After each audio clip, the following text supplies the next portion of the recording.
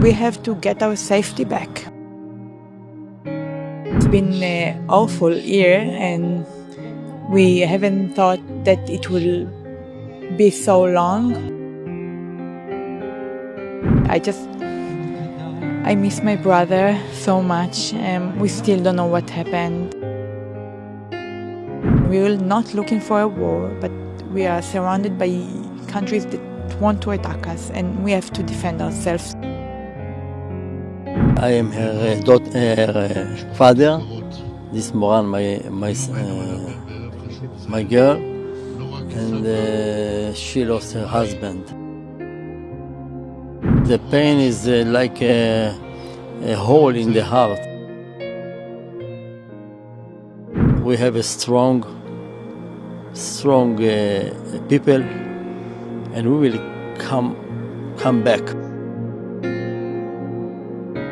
October 7th marked the first anniversary of Hamas-led terror attack on Israel, which led to the death of almost more than 1,200 people.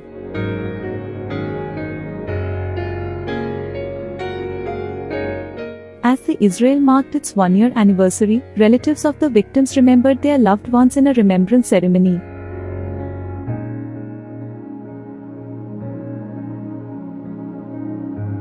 While speaking to ANI, relatives of the victims remembered the horror of October 7th massacre, whose memory is still alive among them. It's been an awful year, and we haven't thought that it will be so long. It's crazy. I miss my brother so much. We still don't know what happened. We're still in a war. We just had sirens like an hour ago and had to go again to the bomb shelter. I mean, it's crazy. You lost your brother, most loved one person in your life. So what happened that day? What do you know about it? Yeah, on that morning, my brother went to the party with two of his best childhood friends, my Naim and Ben Landau. My and Lotan didn't survive the massacre. At around 6:29, there were sirens at the party area in Re'im, and they just got into the cars and drove back home to the north. I don't know what happened, but a policeman told them to go back and find a shelter. So they found a shelter at Kibbutz Be'eri, bomb shelter. And Lotan sent me his location, and I tried to call the police, and they told me to tell him to stay with his phone on. And I mean, we didn't realize what's going on just later on that day. I mean, in that morning, we also had sirens here where I live, and we were trying to call my brother. And he sent me the location of where they were, and very early in the morning, at around 8 o'clock, we lost contact with them, and that was it. It took us 4 days to know that they're not alive anymore. We were looking for them. We were trying to find out maybe they are in a hospital or something, but then we got the knock on the door. On the morning after, on Wednesday morning, we got the bodies, and we had 2 funerals, Lotan's and mine. And still, after 1 year passed, some other abducted person also, nobody knows where are they. And it's very difficult experience and difficult for family persons.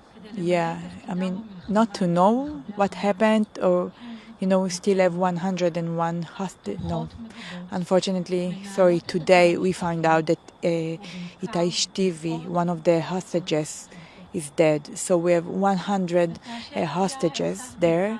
And it's crazy not to know, because you can't start a healing process if you don't know anything. And now how it's hard. You feel here, because we heard about sirens and every day.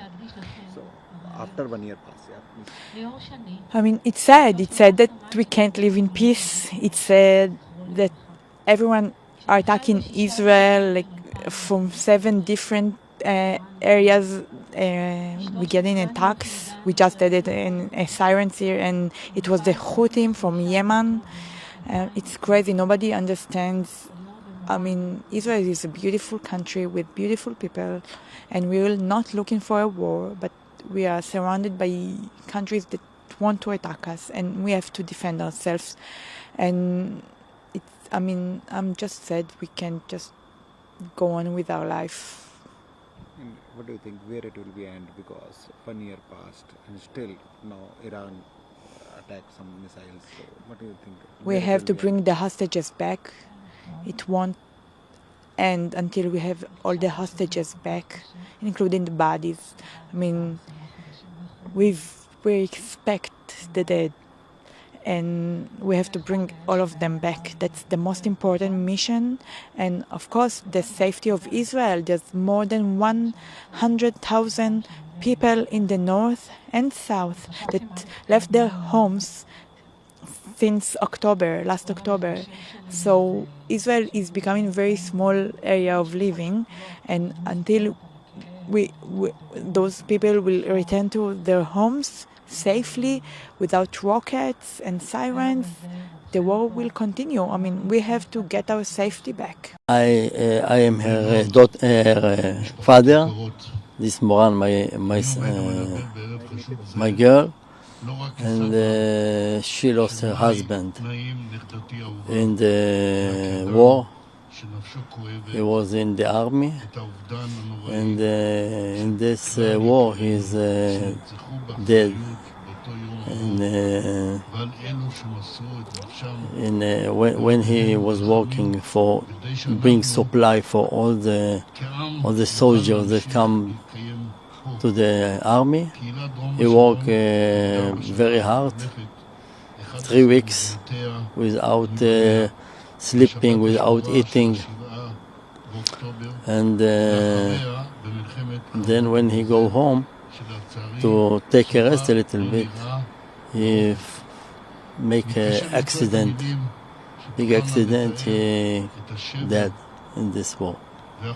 Very painful for you and your family, your daughter. Very painful for. What?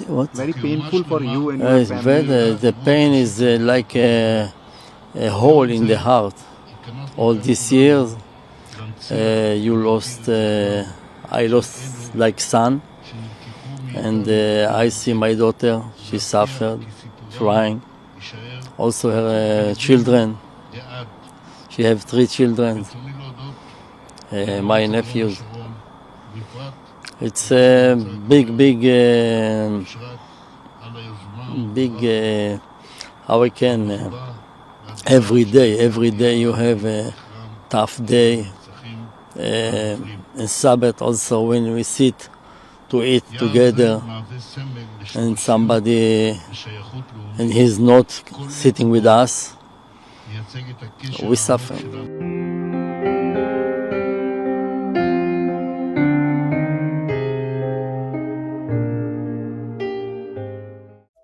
Subscribe to Midday India. Get direct notifications on all our videos by clicking on the bell icon.